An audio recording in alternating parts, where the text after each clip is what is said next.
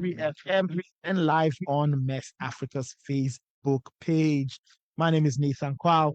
I'm the moderator for this month's session.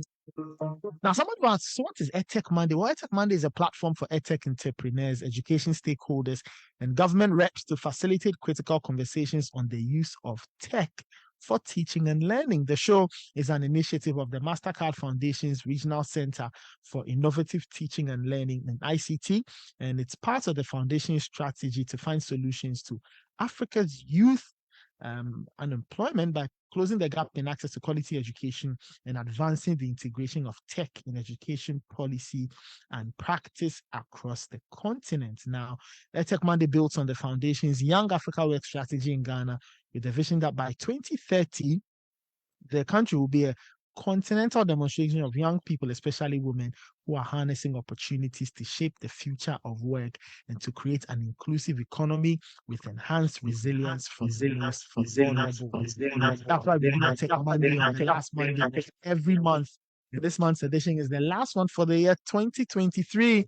And we are talking about monitoring and evaluating blended learning models. Now, we've done a full circle. So when the year started, we started speaking about mainstreaming hybrid models of learning. And we've gone through the year and we are back at blended learning models, monitoring and evaluating. How do we track policy decisions that are currently in the works? How do we measure who owns the process? Is Africa's education landscape equipped for 21st century learning?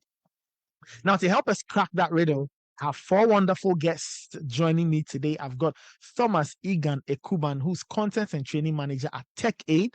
Now, Thomas has a master's degree in Educational Management and Practice and a Bachelor of Science in Information Technology and is currently the Content and Training Manager for TechAid. Thomas, thank you so much for joining us. Thank you, sir. All right. Next up, we have Kofi Asare, a very popular person in the educational spaces, and he's the Executive Director of Africa Education Watch.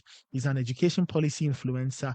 And like I said, he's Executive Director at the Africa Education Watch. He's got over 20 years of experience in the African education sector, and his expertise cuts across policy research, advocacy engagement, representation on ministerial advisory boards, and using extensive consultation for local and international organizations.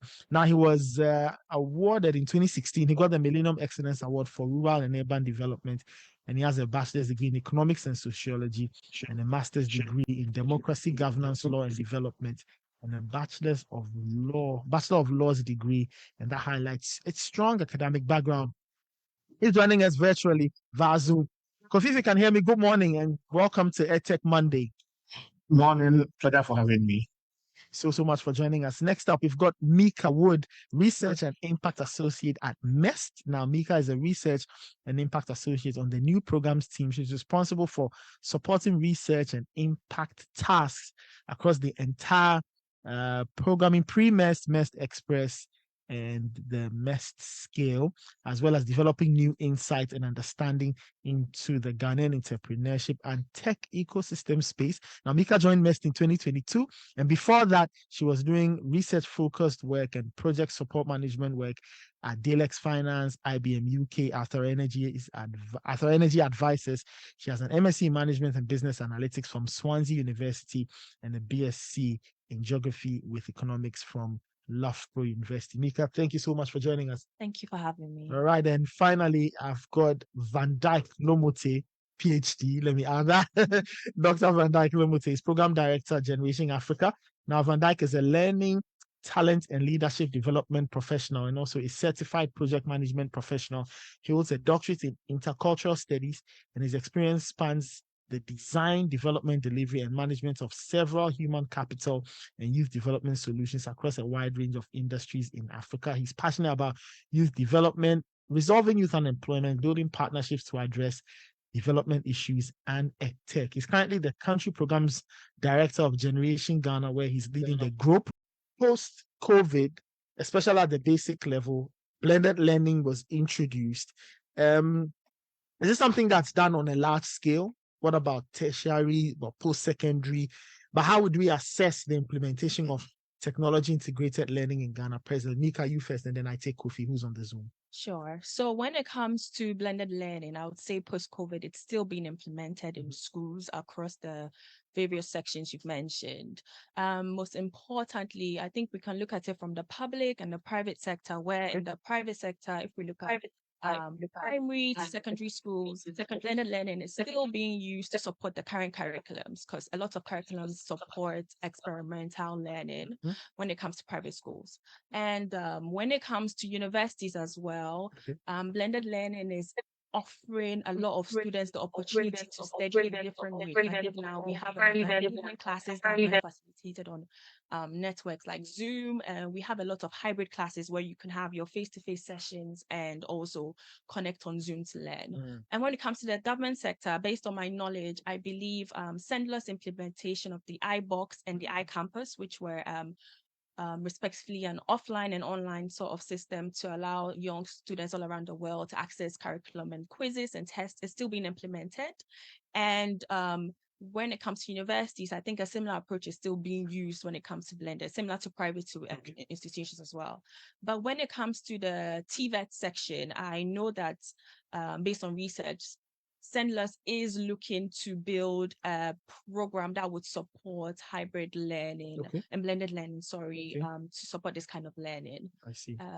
When it comes to the assessment, I think I would probably give my personal opinion on it as well. I think a lot is being done, and we have to understand it's a step-by-step process. We are seeing that GS is giving laptops to teachers, to be able to facilitate these kind of sessions in classes. We know that NAGRAT also has the MTM bundle to also deal with the infrastructure, which is data and the cost of data. And we know there's been a lot of digital training for teachers to be able to experiment and use the different types of hybrid experiments or hybrid teaching models in classes. But I think when it still comes down to our main hurdles, it would be we're still dealing with the challenges when it comes to electricity, including access to everybody, and also making sure students are able to understand these technologies that are being introduced in classrooms. Wonderful. Kofi, if you can hear me, same question to you. What's the story with blended learning post-COVID, secondary, post-secondary, and how are we assessing the implementation of that initiative in Ghana? Well, I want to talk about secondary because she's already mentioned iBox and related virtual learning systems and technologies in place in senior high schools. Whether it's being used in a blended manner, it's another issue. I'm not too informed on whether the technologies are being used in a blended manner, but I know that they were deployed and they were used. Try and sort that quickly, and then I'll get back to you. Whilst we do that, let me bring in Thomas and Vandyck. They are in studio. Let's just talk about educational systems as we've been moving to EdTech. How adaptive are systems to the new idea of EdTech, especially in marginal parts of this country where tech access to, even classrooms, access to education, internet, electricity, those things are both limited. Thomas and Vandyck. I don't know who goes first. Thomas, okay. Right, I've now said I should go. Yes. All right, so I think based on what Mica just said, we actually moving in the right direction. And the little research I made showed that between 2020 down to 2000, it was more like the New Testament break to the Old Testament. I mean, so like if you are looking like backwards in time, there's 2020 backwards. Yeah. Okay. That's a 20-year gap. That's a 20-year gap. There was nothing like EdTech in our system, in the ecosystem. Now from 2020 all the way to 2023, the rate at which organizations, governments, partners are bringing on EdTech systems, it means you are moving in the right direction. That should be noted. Okay. And again, if you look at programs like the learning program, radio, TV program introduced by the government, as a tech company, we've built close to 200 labs across the country. That's impressive. We are the only tech company that has introduced practical STEM education. Okay. So we have the Yamranta lab, which has all these STEM equipment for learning. So gradually, I'm sure we all can testify that we are moving in the right direction in terms of adapting to EdTech solutions. The only challenge I see is how to get to the hard-rich zones. And that's where our product we call the Asanka comes in. Now, Asanka is an offline LMS system where we have a lot of resources available for kids to learn from. And with this, no matter the location, no matter the distance, all you need is just the device. And you are good to go. No internet cost. I see. No internet cost at all. That's I'm very news. I'm sure we are moving in the right direction. Just that we need to do more to facilitate the whole movement. I see. Vandyck. Thank you very much. In agreement with Thomas and Mica, it looks like some good strides have been done up until this point. We're in the right direction. Hitting the marginalized areas is where the challenge currently is. And so looking at this challenge, I think the key thing we have to consider is the issue of barriers. Although these efforts are in place, but they are still existential and systemic barriers that would have to work very hard at removing. So if you look at it currently, the program that Generation is running, which is a group program together with MEST and Soronko Academy funded by the Mastercard Foundation, the objective is how do we remove these barriers to enable people who are marginalized to be part of EdTech, to be part of gaining wider education. So if you look at a group program, we are obsessed with a target of, let's say, 70% being women, because women are marginalized. They may not be living in marginalized areas, but they are marginalized in receiving this kind of education. Access to devices like a laptop, internet, all these things are challenges. So with a group program where we are targeting 2,000 young Ghanaians to upskill them in ways that they can get dignified and meaningful employment, we are providing laptops to program beneficiaries to make sure that we are hitting marginalized people. Same with data plan and the rest. Even electricity, we're thinking hard about how we can provide backup power supply to make that possible for people who are marginalized. So certainly some efforts are being done with EdTech and spreading across the country, although it is very slow. And when it comes to marginalized people, there are real barriers, and the focus must be on how do we remove the barriers. That would mean that we'll have to also address infrastructure challenges. The telco companies will have to help in this regard. Electricity becomes fundamental, devices become fundamental, and just a whole mindset shift. Because somebody is marginalized, survival is the first thing the person is thinking about. So how do we help the person to move from a survival mode to think about the future as well? So all these things must come together in order for us to reach marginalized people. And that is what something like GROW is attempting to do. I see. Let me get to Kofi. Kofi is still on the Zoom. Kofi, can you just share some of the learnings that some of the things that you've seen in terms of, outcomes, learnings and all regarding the blended learning approach? What has worked and what has not worked? And maybe you can conclude your answer from the previous question if you can. Well, no need repeating all they've said. And I think that indeed, everything points to the right direction in respect of mainstreaming EdTech, especially at the secondary level, including TVET. The key challenge at the basic level, where, as I mentioned, basic schools in the public sector are not using EdTech, in blended learning. Yes, TV schools and radio schools were used during the COVID break. And also, we had a virtual learning system, LMS, established. But you see, after COVID, that was it. And even within COVID, it was only the TV and radio schools that were mainly used. And then pre-recorded learning content being broadcast using community centers, community information centers, etc. What I see, my lesson is that it appears the strategy has been heavy on procurement and deployment for EdTech rather than participation and learning outcomes. So yes, we've deployed this, we've done this, we've deployed this, but if you enter in many instances, especially at the basic level, we realize that the procurement bit has been perfectly done, buying laptops, establishing centers, procuring systems, developing a model, spending millions in doing all this. But we have been a bit light. We have been very light, on participation. The last time we did a study on Edmodo, which is the largest LMS for the pre-tertiary sector, which has capacity to accommodate 10 million learners and teachers and their parents, participation was less than 1%. And awareness was also less than 1%. And this is after we have spent over $1 million then, to procure. So the lesson I have actually come to appreciate is that we must begin to differentiate between the procurement and the deployment of EdTech, which are mainly outputs, okay, from the participation, in issues of inclusive access. Many of the offline EdTechs are not available in offline areas, but on paper they are available. But if you go to some of the areas, realize that even though they are supposed to be offline, resources, you struggle to access them. And for the online ones, we know very, very well that at the basic education level, many of them are online. About 80% of Ghana has internet. That's fine. It's as high as 94% in areas like Ayawa, Sowe, Sugon. But it's also as low as 20% in areas like Mion, Karaga, Tolong, Zabzu, Butatale, Pratunchum.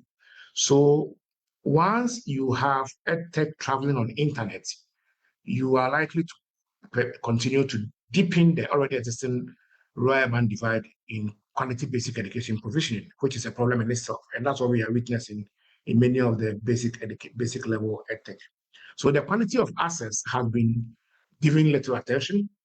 The efficiency of use has been given very little attention, and inclusive access, and for that matter, learning outcomes has also been given, hasn't been given the pride of place it deserves. I think we must begin to move from the emphasis on the deployment, the procurement and the deployment, to participation and how it inures to learning outcomes. Thank you so much, Kofi. Thank you. I'll get back to you. You're still listening to EdTech Monday on Citi 97.3 FM. We are live on Citi FM's Facebook page and MEST Africa's Facebook page. Today, we are talking about monitoring and evaluating blended learning models. I've got Thomas Eghan Ekuban, who's with Tech Aid, Kofi Asare, who's with the Africa Education Watch, Mica, Woode, who's with MEST, and Vandyck Lomotey, he's with Generation Africa. Mica, very interesting points Kofi raised. So based on that, are there any plans by key stakeholders to mainstream blended learning in Ghanaian education, and what steps have been taken towards that? So as we know, Sendless is leading the path when it comes to blended learning in Ghanaian institutions, in collaborations with their respective stakeholders, of course. Based on the knowledge I have, when it comes to plans towards this, they are currently, like I mentioned before, working towards, or I believe they should be working towards, building a TVET system that would support blended learning. I know there's also talks to ensure there's more digital training for teachers to be able to then use whatever plans they are looking to do. I also know they will be looking to do an edu fair, which should be an opportunity for different stakeholders to come together to sort of understand and share what could be done in solving some of the issues Kofi has raised, which are fantastic, by the way. And there's also talks to build a hub, and I think it's supposed to be an online hub where teachers, parents can all visit to get information on what they are planning to do towards blended learning. In regards to the status of these plans, I would have to go back and have a more detailed look, but these are the sort of work that's coming from the government side. But when you look at the ecosystem as a whole, I think another thing we have to also acknowledge is that the startups that also play a big part in this are, I think we have Tech Aid in the studio as well, are also focusing on how to ensure blended learning is accessible to a lot of young people in classrooms or even at home, because blended learning comes in different forms. And yes, it's best supported in classroom after face-to-face interaction, pre or before, but there's also a flexi mode, which means students can go home and continue to study on their own. And that's where the startup ecosystem is also doing a very good job. And then when you look at the development partners, I think even the process or the program that grows planning and working in collaboration with MEST and Mastercard Foundation is also another great way of blended learning, because I might move away from our normal education systems to say that blended learning is also accessible for young people who are trying to build up digital skills. And that's also another pathway startups and development partners are focusing on to accelerate young people to get employable skills in the job market. All right. Thomas, let me come to you, and Kofi, you're still on, so you can also answered the same question. How important is data evidence as we monitor and evaluate what's working, what is not? Data evidence and its importance as we just assess all the things we are doing. Your take on that. Yeah, so before I come to that, I wanted to add a little to what Mica said. The government is also drafting ICT education policy, which I'm sure will encapsulate all these, components in terms of education and EdTech solutions. Now, when it comes to data, Nathan, I say that data is more like the blood of every project. Yeah. And sometimes the vitamins of every project. You can overemphasize data as it may be, because you need to understand the rollout, you need to understand the process, you need to monitor and evaluate if it's working, you need to find a way of bringing solutions to make it work and all that. So at TechAid, we do impact report. So we take baseline data for every intervention or solution we churn out. After the baseline data, we go back to see if really teachers and students are using the solution the way they ought to. Now, at that point, because of data, you can now do some adjustment, take some things off, do more trainings, do all these things to make sure that these solutions are really working. We use the IRIS international data sets to collect data, monitor these projects, and find ways of making sure we are getting the right thing out of the solutions we are churning out. So data is critical, is essential, very, very important for every project. Wonderful. Data is king. Kofi, same question to you. The importance of data evidence as we monitor and evaluate all the interventions we introduce either in Ghana or West Africa when we talk about blended learning. Yeah, I agree that data is critical, but in our approach in deploying EdTech, I haven't seen that the relevance of data take its pride of place. The challenge we have, and I want to go back because the gentleman mentioned ICT in education policy. Yeah. That policy has been on the drawing board since 2014. Last time I checked, 2014 was when the discussions about an ICT in education policy was hard. I remember I was working on the USAID project then, and I was supposed to support the ministry to do that. And so if 10 years down the lane, we are still talking about a draft ICT in education policy, then it tells you that we haven't been strategic in our approach. And let me explain this. You see, if you are strategic in your approach, the first thing that should underpin all we are discussing should be a policy framework hinged on a strong institutional apparatus. Within this policy framework would have monitoring evaluation systems that seek to monitor the effectiveness and the efficiency of the deployment of the virtual learning systems and technologies and how that system feeds back to improve. Without a policy, how are you able to actually, plan and then budget and operationalize under many framework? So we are still doing things in the ad hoc manner where we are just procuring and then we just deploy and then that's it. If you look at the Ministry of Education's monetary evaluation system, the ministry collects data through its MEST, Education Management Information Systems, through its Education Management Information System, MEST. I have not seen MEST collecting data on the participation of students and teachers in any of the virtual learning systems and technologies that the ministry has invested so heavily in, even before COVID, and especially during COVID and post-COVID. And it is simple. If you don't have a policy to drive, the deployment, it will become an activity. So that's the challenge we are facing. And it's not new. It is synonymous with the way we do our things many a times, in Ghana. And so we haven't made data-driven policy implementation a priority. And it is very, very important.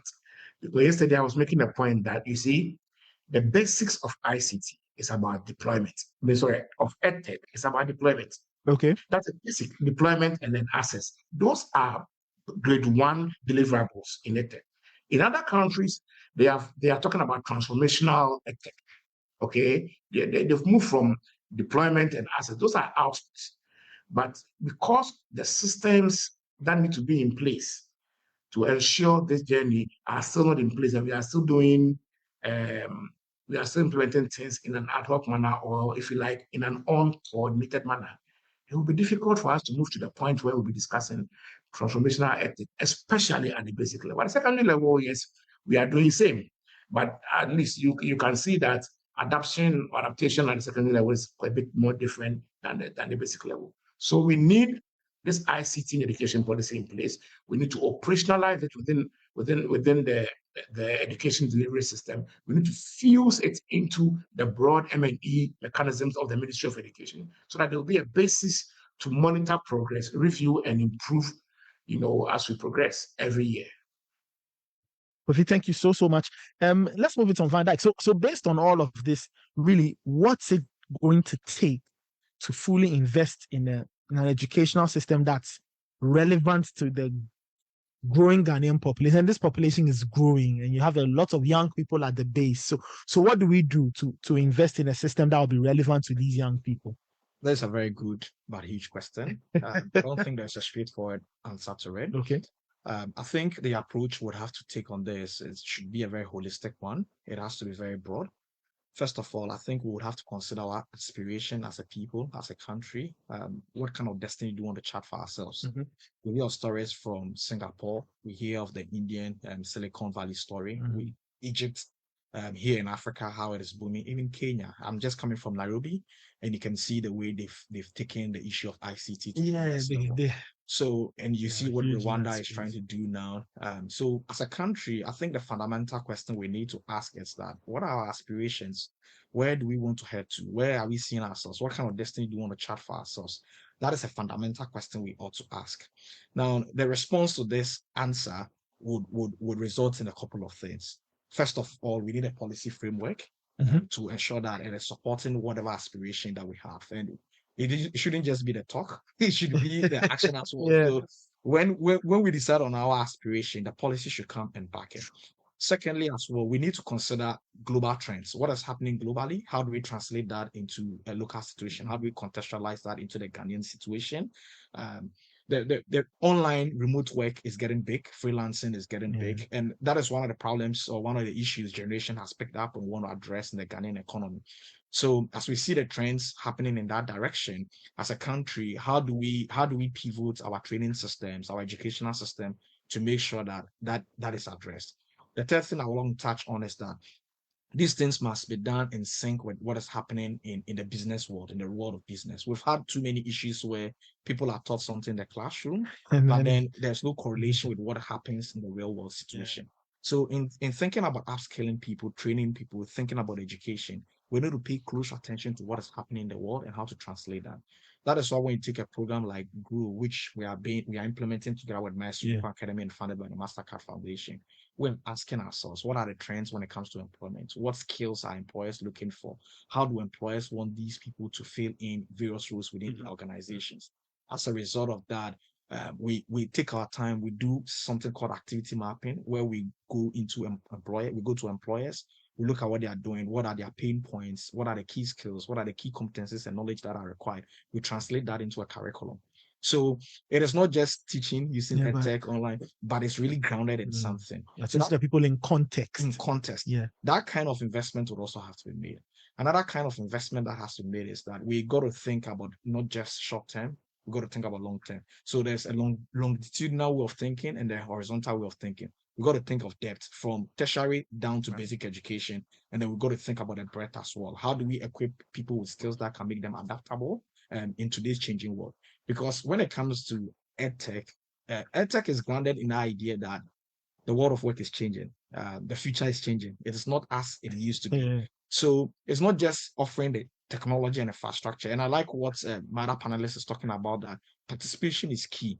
So that is the other aspect that we have to look at. How do we drive participation? And this comes from removing the systemic barriers that are in place. So the issue of technology, the issue of devices, the issue of electricity, the issue of data, cost, all these things would have to be addressed in a very holistic manner. And finally, the mindset shift. That is very, very important. How do we help people to think about the world beyond what it is today? Because if everybody understands that the world is moving so fast, what was relevant yesterday is no more relevant today, and what is relevant today will not be relevant tomorrow. We would embrace the new. and so that kind of mindset shift would have to take place. So in terms of investments, I can't say it is money, but it has to be holistic, looking at all the pieces together this way. I strongly believe that if we look at it holistically like this, we will set ourselves up in a very good place to move to the next level. Let me get to Mica and Thomas. And Vandyck made the point about policy. So let's focus on policy. And Mica, you first.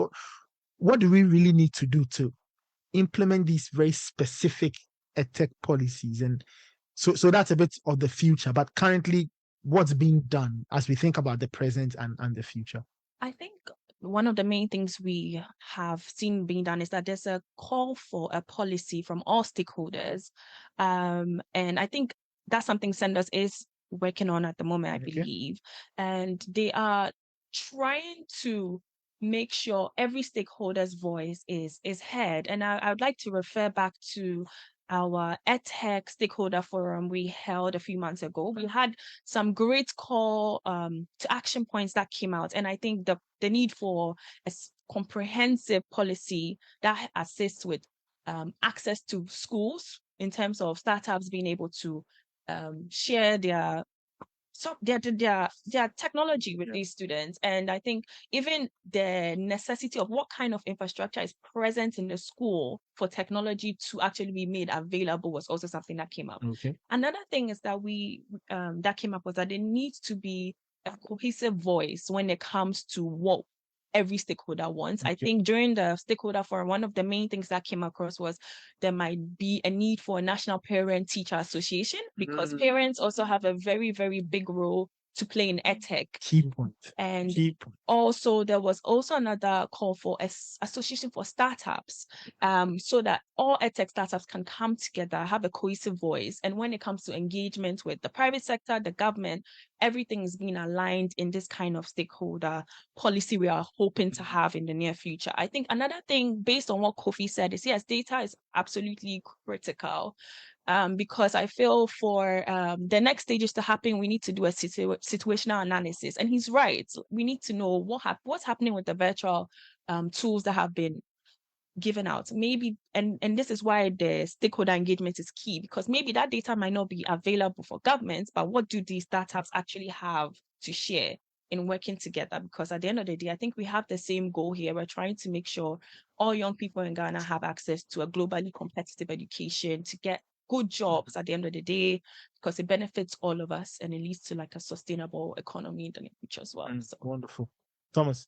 Yeah, so to add to that, I think we should let the ball roll out. Because a policy that was, initiated in 2014 and is still crawling. I mean, we need to fire ourselves up to get going. Yeah.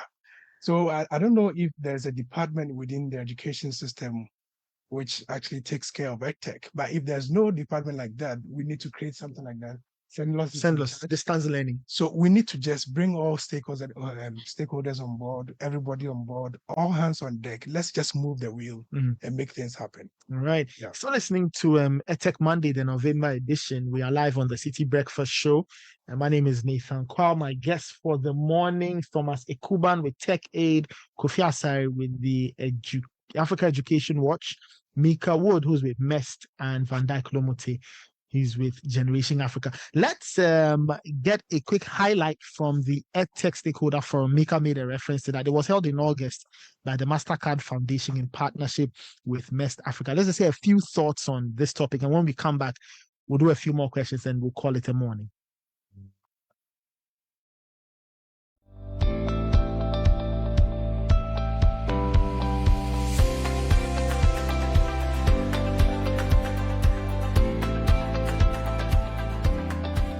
Mastercard Foundations, we want to improve the quality and relevance of education using technology as a central pillar.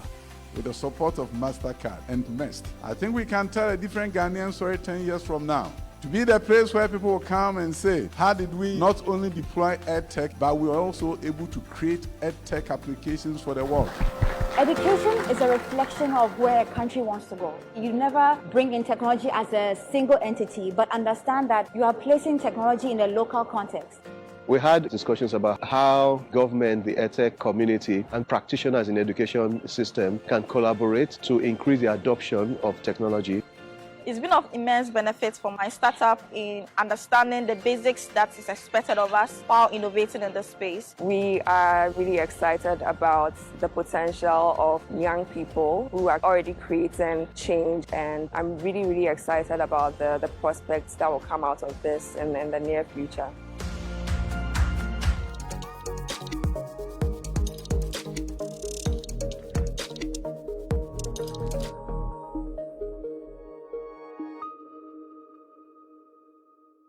In August by the Mastercard Foundation in partnership with MEST Africa. So not only do we do these EdTech sessions like on radio or online and all, they're like proper physical events where you can go and take part in the conversation and get to meet all these wonderful people in this EdTech space. Like I always say, I did not know that there was this very lovely EdTech space until I got up close and personal with this show.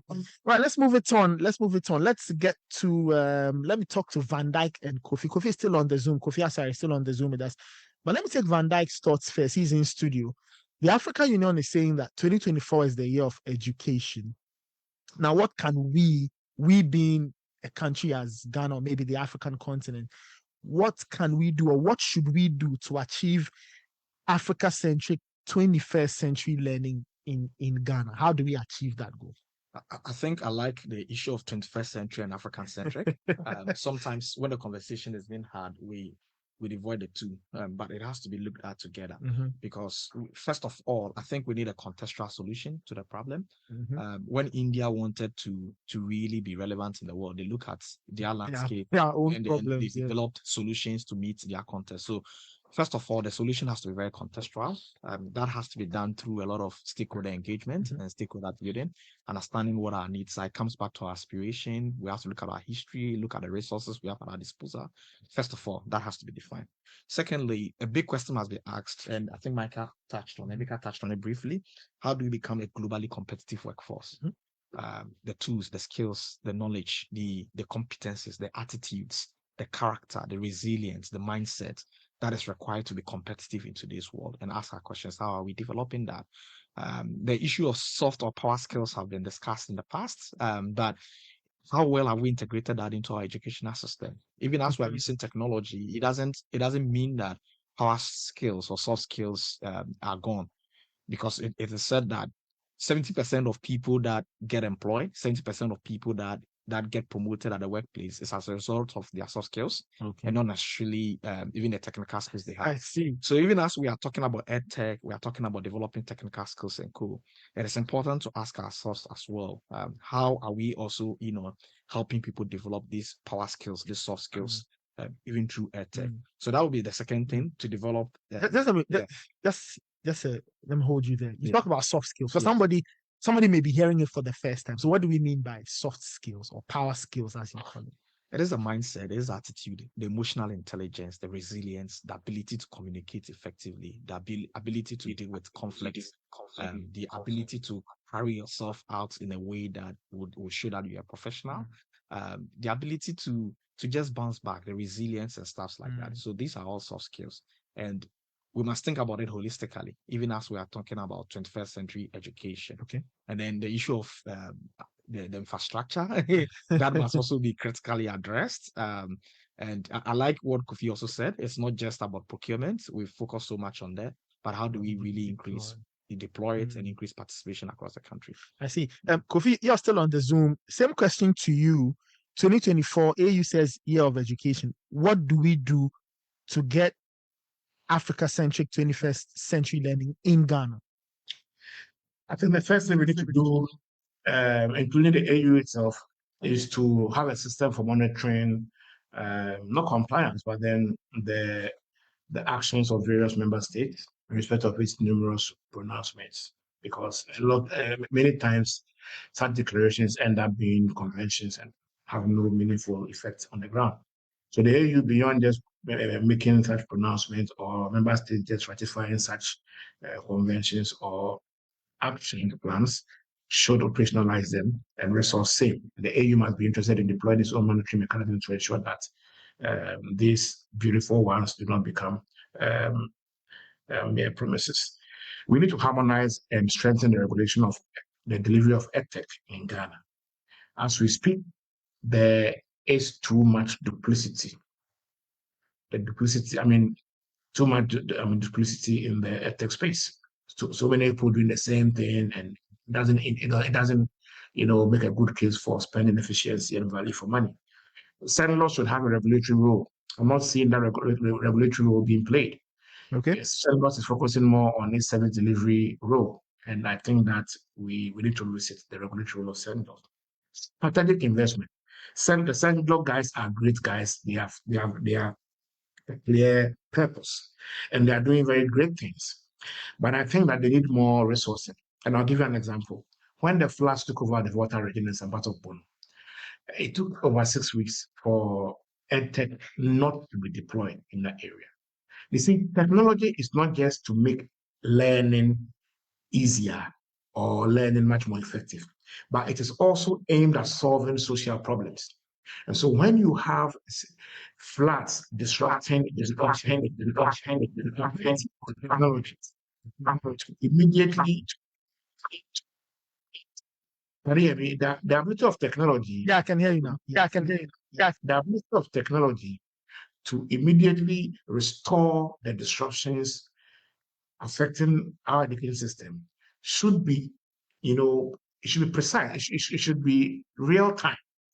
It took over 6 weeks for EdTech not to be deployed in there because there was no power. Because I know that senators had iBox and they had all the on and offline stuff, but they required power. They required solar systems, mobile ones they could deploy in real time whenever education is on a trend anywhere.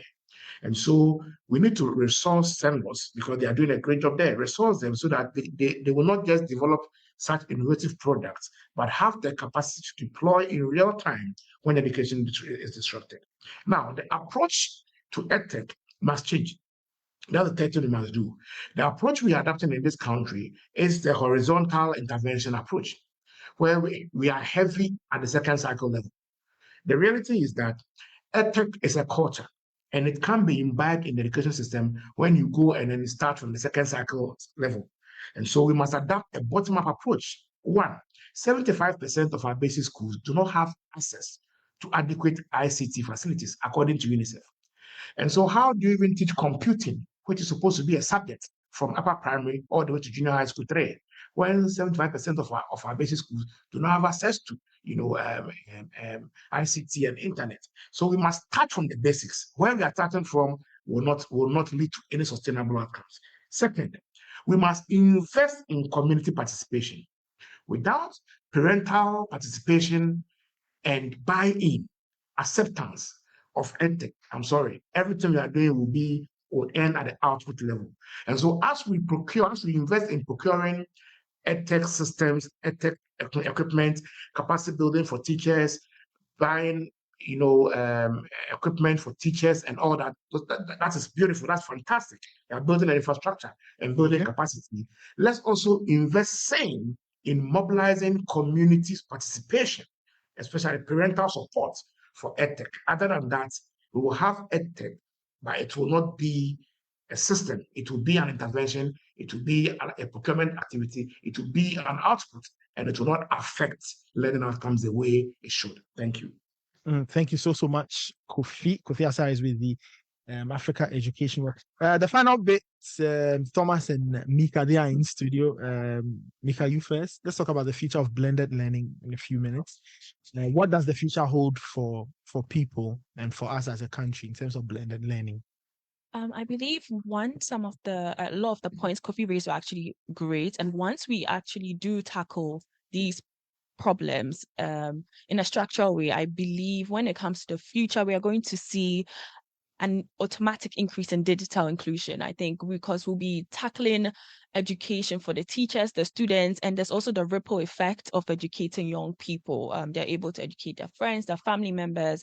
So that would produce a growing economy of people who are getting digitally friendly and all exposed. And then the other bits I would like to refer to is MEST has actually been working on a bit of research into transformative technology. So that has to do with AI, extended reality, and gaming. And I think in future, we are going to see a lot of that entering the blended learning space. I think it's currently happening. There's an extended reality company in Nigeria that's actually using virtual reality to teach young people in primary school so they can have an immersive experience. And there was a research that showed that 75, you're able to return, and there was a research by Deloitte where when people were able to learn through face-to-face and through immersive experiences, they were able to retain up to 75% when they were experiencing learning through this new form. So that's something we're going to obviously see as well. And gaming is going to be big because it's going to allow children to actually enjoy learning and exposing them to a newer ways of learning traditional topics as well.